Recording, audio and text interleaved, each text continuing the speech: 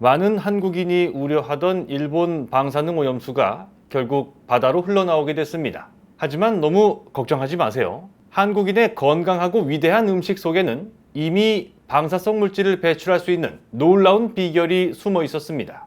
그리고 지금 바로 건강한 동행TV 구독과 좋아요 눌러주세요. 앞으로도 대한민국 넘버원 건강 채널이 되도록 하겠습니다. 전 세계 80억 인구 가운데 우리나라 국민이 가장 위험합니다. 단지 우리가 일본과 가깝기 때문만은 아닌데요.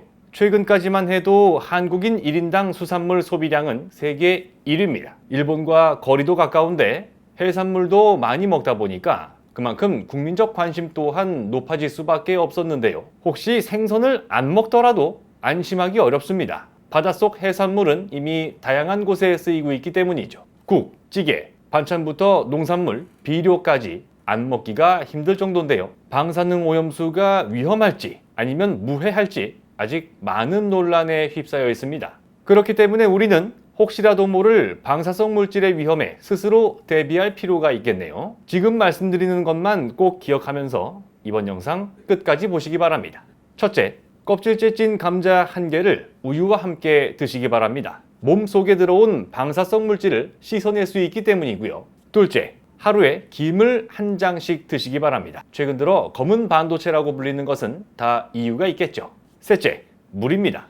그냥 마시는 것이 아니라 특별한 방법을 활용하는 것인데요. 그 내용도 잠시 후에 알려드릴 겁니다. 감자가 방사성 물질을 배출한다는 얘기를 들어보셨을지도 모릅니다. 하지만 우유랑 같이 드시면 그 효과는 훨씬 더 높아질 수 있는데요. 일본 원전 오염수에서 가장 문제가 된 물질은 세슘. 정확히는 방사성 동위원소인 세슘 137이죠. 얇은 금속판도 뚫고 지나가는 감마선을 배출합니다. 감자에 들어있는 칼륨은 이 물질이 몸에 흡수되는 것을 막아주는 것으로 알려져 있습니다. 핵분열 과정에서 만들어지는 방사성 세슘이 왜 무섭냐면요. 얘가 칼륨하고 굉장히 비슷합니다. 그래서 몸에서는 세슘을 칼륨으로 착각해서 흡수를 한다는 거죠. 생각만 해도 끔찍하지 않습니까?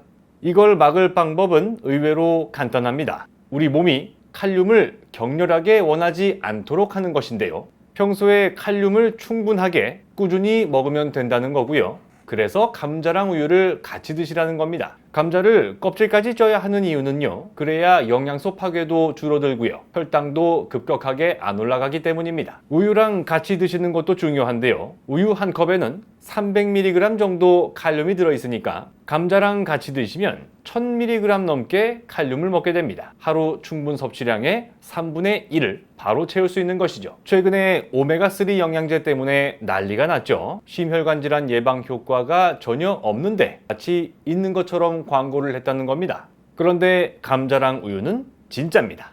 2012년 세계보건기구 WHO는 혈압을 내려주고 심혈관 질환을 예방하기 위해서 하루에 3,500mg 이상 칼륨을 먹으라고 권고를 했거든요. 그런데 우리나라 국민들의 칼륨 섭취에 문제가 많다고 합니다. 섭취량이 기준에 못 미치는 절대적 부족 현상, 그리고 나트륨에 비해 섭취량이 크게 모자라는 상대적 부족 현상까지 나타나고 있죠. 그러니까 감자랑 우유라도 많이 드셔야 합니다. 매일 1개씩 드셔도 좋고요. 가급적이면 껍질도 꼭 같이 드세요. 식이섬유가 정말 많으니까요.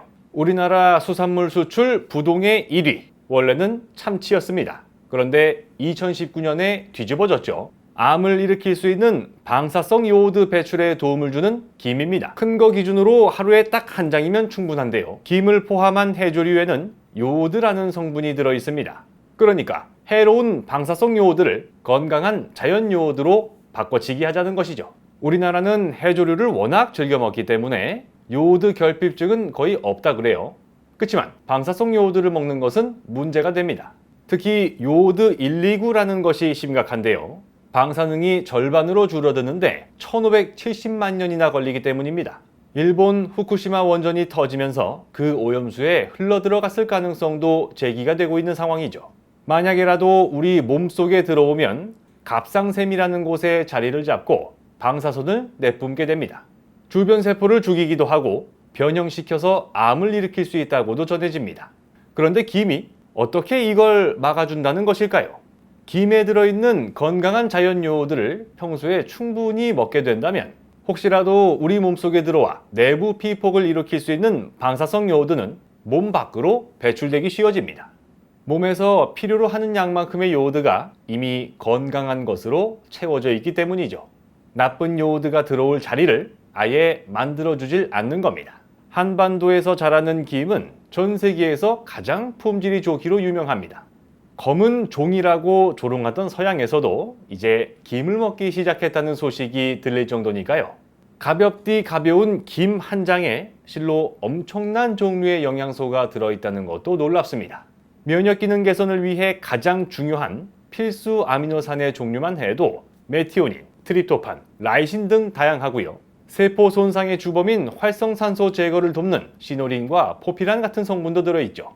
국내 한 대학의 연구 자료에서는 김에 들어있는 알긴산이 세포의 돌연 변이를 막을 뿐만 아니라 암세포의 성장을 억제하는 항암 효과가 있는 것으로 밝혀진 바 있습니다. 방사성 물질의 위험을 피하는 세 번째 열쇠는 물인데요. 1시간마다 한 모금씩 물을 꾸준히 마시는 겁니다. 충분한 양의 물을 마시는 것은 삼중수소와 같은 방사성 물질 배출을 촉진할 수 있는 것으로 전해지고 있습니다. 삼중수소는 방사성 요오드보다는 인체에 미치는 영향이 크지 않다는 의견도 있죠. 내뿜는 방사선이 약하고 그 양도 많지 않다는 겁니다. 공기 중에서는 겨우 6mm밖에 퍼져나가지 못합니다. 하지만 현재 일본 원전 오염수를 걸러내는 다핵종 제거 설비, 일명 알프스로 걸러낼 수 없기 때문에 우려감이 커지고 있는데요. 음식이나 물을 통해 몸속으로 들어오면 내부 피폭이 일어나게 됩니다. 그러나 충분한 양의 물을 마시면 삼중수소가 희석되고 몸 밖으로 배출되기 쉬워지면서 몸속에 머무는 시간을 줄일 수 있습니다. 따라서 건강하게 물을 마시는 습관은 방사성 물질 삼중수소 배출에도 도움을 줄 수 있다는 것인데요. 충분한 양이라는 것이 많이 마실수록 좋다는 것을 의미하지는 않습니다. 세간에 하루에 2리터씩 물을 마셔야 한다는 말이 있지만 그것은 사실이 아닙니다. 우리 몸에 있는 물은 숨 쉬는 것을 비롯한 신체 활동, 땀, 배변 활동을 통해 빠져나갑니다. 충분한 양의 물이라는 것은 이렇게 빠져나간 만큼의 물을 보충해 주는 것을 의미하는데요. 만약 여러분들께서 목마름을 느끼셨다면 이미 내 몸에 물이 부족한 겁니다.